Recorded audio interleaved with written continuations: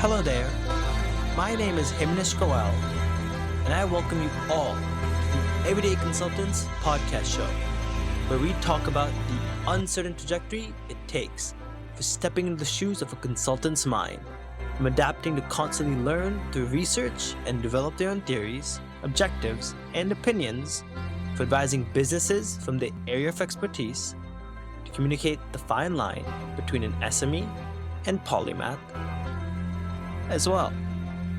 Thanks for taking the time, joining me, and let's tune into today's episode of learning more about the perspective on seeing a consulting world from your standing point of view in the middle between reality of a prism and differentiality of its beaming colors from the other side.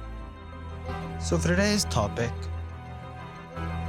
we might look at, perspective from many meanings, whether it be from a world of opinionated suggestions or just from how things have kind of evolved in its being of state. But wherever you stand in that viewpoint between the prism and the colors that kind of beam out of it, that is your interpretation to kind of see and show, perspective and perception in two different angles. Perception is what people think. Perspective is what you see from the artist's hand and what is he trying to solely convey. It's not what is behind the word. It's how, when you see that word, do you notice the typography behind it? What is giving that message, hidden salt of meaning that's making you go like, oh, this is a rollerblade. It's a rollerblade type of message that they're trying to show from the logo. If it's more of a business approach they're trying to convey from that event name. Your perspective matters so much more to the extent that you might not even imagine, because it's the ability of what you and only you can find interesting enough in that beam of reality. And when you sort of build it over time with experience, it becomes a natural habit to sort of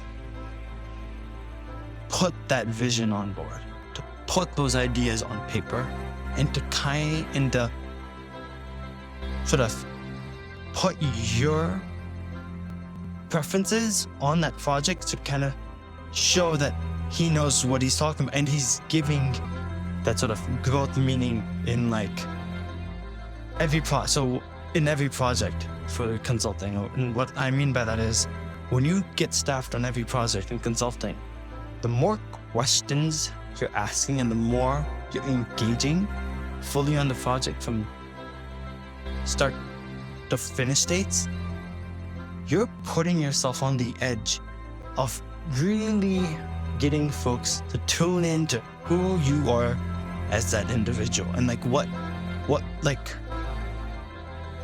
what they can expect from you versus what they aren't going to expect from you. And those meanings is what gets you those feedbacks and those of what your teammates think of you. And that perspective again is where the audience is seeing you. And when it comes to talent perception, they will see something else when conveyed from the work you deliver. Because there will be something that strikes a question that where they'll go like, what does this mean with that individual? And whether you're in tech, design, business, engineering type of fields, like development or cloud or whatever it might be, everyone has some perspective that they can show at any table, any conference, any location, because that is how the industry is changing with ideas, with new things coming to play. Otherwise, there would be no industry, there would be no concept of positions, and there would be no concept of experience. There would be no concept of what would you do after school, after finishing school years, and there would be no concept of how this world is sort of changing. Because without work, without critical thinking, you're not getting perspective. Perspective is that, it's like that feeling you get in meditation that you just don't know about, but it just translates in your work. And I think that sort of sums up a good summary of what I'm trying to convey about perspective. And I think if there's just a sentence for folks that want to take away meaning from this episode, I guess whenever you look at an artist's work, and this is more like from like an artistic being, and this will translate into other fields as well. But from this example, you look at their work.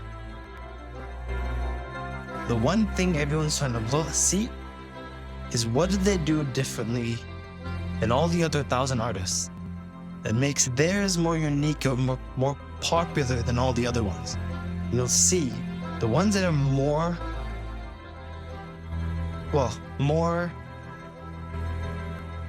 I don't want to say established, but more popular. Those are the ones that came from just simple and simplest of ideas. And that goes with ideas of anything that has to do with management, or anything with like a change of code, or a change of plan, or a change of execution. Because the simplest of what might seem the complicated approach of what it delivers as results is what everyone can wrap their head around to when understanding that definition at hand. So I know that was more than a sentence, but hopefully you're able to gain some insight on this episode and gain some information in what consulting has to really offer. And I am hopeful that you will share this information for folks that are looking to really take a dive into the consulting world of being a consultant, and share the link of this episode to them. And while you're at it, be sure to share any feedback or voice message of how you might think I should improve future episodes of Everyday Consultants. And also be sure to rate this podcast when you get a chance as well. And till then, be creative, keep growing, keep learning, keep striving, and continue to put that consultant's hat on for the greater vision that's ahead of you. And until then, stay tuned for the next episode of Everyday Consultants. See ya. Please be sure to subscribe to the podcast and also leave a review of how much you enjoyed listening to Everyday Consultants. While you're at it, be sure to provide any feedback you might have on my LinkedIn posts in the comments below. And if you know of a friend who's curious about learning quick bites of information regarding the life of a consultant, then be sure to recommend my show to them, or anyone that you think might benefit from listening to it. If you want to connect with me, you can find me on LinkedIn, Reddit, and Twitter by searching my name on the platform.